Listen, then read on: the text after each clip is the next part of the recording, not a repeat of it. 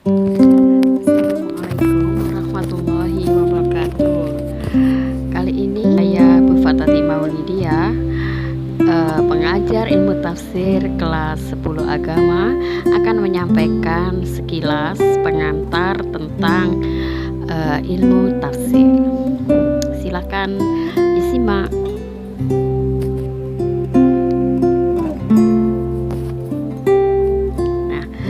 Sekilas tentang ilmu tafsir. Al-Quran merupakan sumber pengetahuan yang sangat luas. Ia mencakup berbagai aspek pembahasan meliputi akidah, tauhid, ibadah, muamalah, akhlak, hukum maupun tentang ilmu pengetahuan.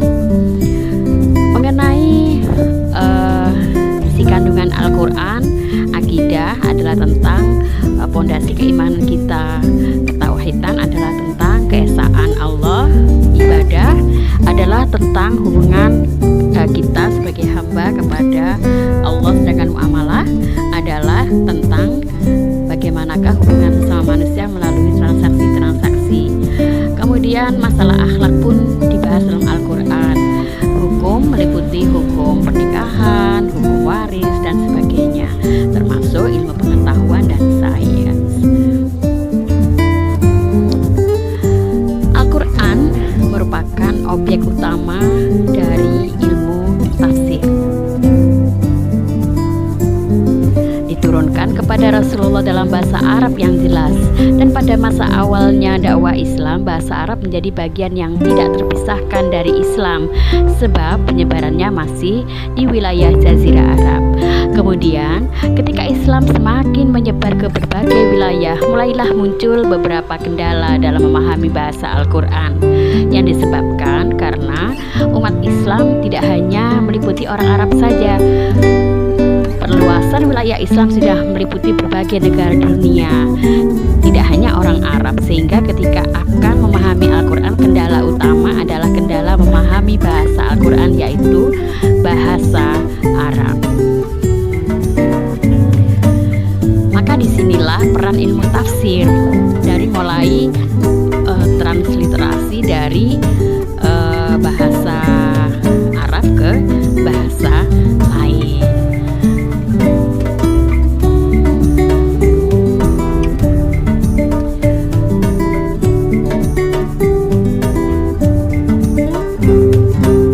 Berikutnya, salah satu upaya untuk memahamkan Al-Quran melalui ilmu tafsir adalah, yang pertama adalah penerjemahan Al-Quran yang dalam bahasa Arab ke bahasa-bahasa lain. Tak hanya menerjemahkan agar dapat lebih dipahami, banyak hal yang dilakukan untuk memahamkan Al-Quran, yakni adalah dengan melakukan penafsiran dan pentakwilan. Dengan memperhatikan bahwa Al-Quran adalah kalamullah, maka penerjemahan, penafsiran, dan pentakwilan harus dilakukan dengan sangat hati-hati serta sesuai dengan kaidah yang ditaati agar tidak menyesatkan orang lain. Sebagai umat Islam yang awam, kita tidak boleh serampangan dalam menafsirkan Al-Quran. Selain ilmu kita belum memadai, harus ada kompetensi yang dimiliki seorang penafsir. Maka itu sebagai orang awam cukuplah kalau kita ingin memahami Al-Quran adalah dengan mempelajari produk atau hasil penafsiran para mufassir, baik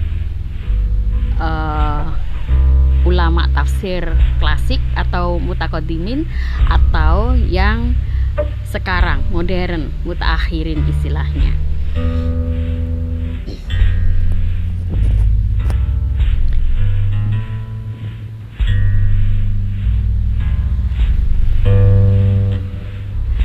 Dalam ilmu tafsir, yang menjadi objek kajian adalah Al-Quran, yaitu kalamullah. Maka dalam menafsirkan Al-Quran tentu harus menguasai bahasa Arab dengan segala seluk-beluk yang berkaitan dengan bahasa tersebut, serta penguasaan terhadap ayat-ayat Al-Quran, termasuk etikanya seorang mufasir adalah dia hafal Al-Quran. Tidak bisa serta-merta orang awam menjelaskan Al-Quran sesuai dengan keinginannya sendiri tanpa bekal ilmu yang memadai, yang saat ini sangat banyak terjadi ya, dilakukan oleh orang-orang yang tidak memiliki kompetensi sebagai seseorang yang menjelaskan Al-Quran. Kalaulah kita ingin menjelaskan, harus ada rujukan produk penafsir. Oh, ini menurut Ibnu Katsir ya, menurut Imam Al-Marawi, menurut Quraisy Shihab. Kita merujuk pada kitab-kitab yang sudah hasil upaya ulama tafsir yang sudah kompeten menguasai beberapa ilmu-ilmu yang dibutuhkan dalam menafsirkan Al-Quran. Sebagai orang awam, kita hanya tinggal merujuk dan mengamalkan apa yang sudah diistinbatkan oleh seorang ulama tafsir. Kalau kita jauh dari kompetensi-kompetensi itu, maka tidak layak kita untuk menjelaskan Al-Quran. Dikhawatirkan kita bisa menyesatkan orang lain. Paling tidak ada puluhan cabang ilmu yang harus dikuasai oleh seorang mufassir dalam menafsirkan Al-Quran. Contohnya ilmu nahwu, shorof, qiraatul Quran, asbabun nuzul, munasabah, nasih mansuh, tajwid, aqsamul Quran, dan sebagainya. Nah, upaya yang dilakukan oleh ulama tafsir inilah yang menghasilkan produk berupa kitab tafsir.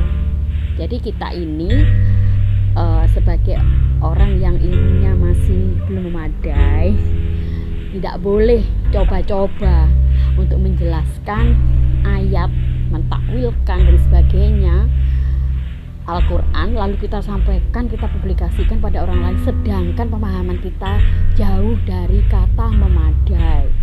Hafal Al-Quran saja enggak, menguasai bahasa Arab dengan segala seluk-beluknya pun tidak, maka akan sangat membahayakan ketika kita secara serampangan, secara emosional, secara sembarangan tidak mengindahkan kaidah-kaidah dalam menafsirkan. Maka jangan coba-coba menafsirkan, karena ini adalah kalam Allah, firman Allah.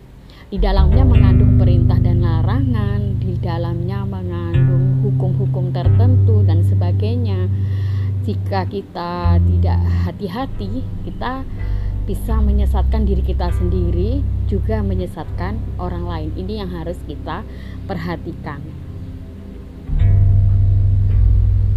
Nah, seperti yang saya sampaikan tadi berulang-ulang, kita sebagai umat Islam yang awam tinggal banyak-banyak mempelajari Al-Quran melalui kitab tafsir karya ulama, baik ulama klasik atau mutaqaddimin maupun ulama modern atau mutaakhirin.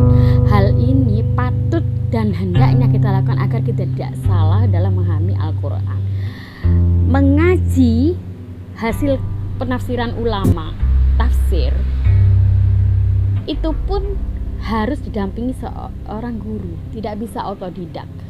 Ilmu otodidak itu hanya boleh dilakukan pada ilmu-ilmu yang tidak ada hubungannya dengan agama. Misalkan ilmu bagaimana membuat kue, ilmu bagaimana merakit suatu alat sebagainya, itu otodidak boleh. Tapi kalau ilmu agama itu harus ada sanadnya, harus ada gurunya, sehingga kita tidak istilahnya kita tidak seenaknya sendiri sesuai pemahaman kita, sedangkan pemahaman kita sangat terbatas, ilmu kita sangat sedikit. Nah, itu sekilas tentang ilmu tafsir. Nah, berikutnya ini nanti di kelas yang akan saya ajar itu nanti ada beberapa kompetensi dasar dan tujuan pembelajaran. Paling tidak dalam satu semester ini saya akan menyampaikan 5 bab. Nah, ini berikut.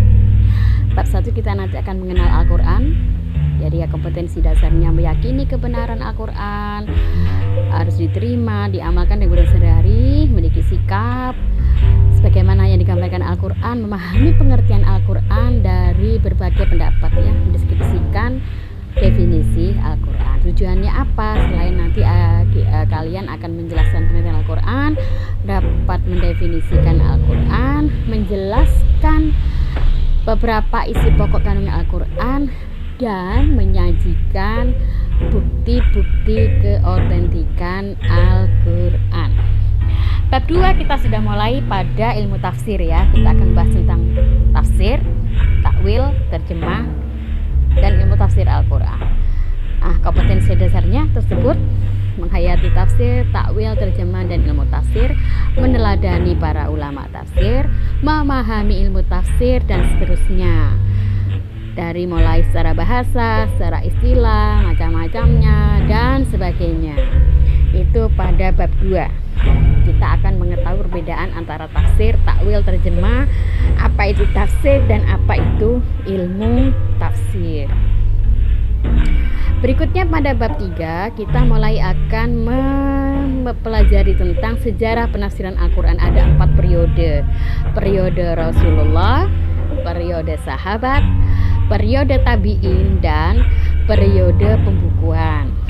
Pada periode masing-masing periode memiliki karakteristik tersendiri.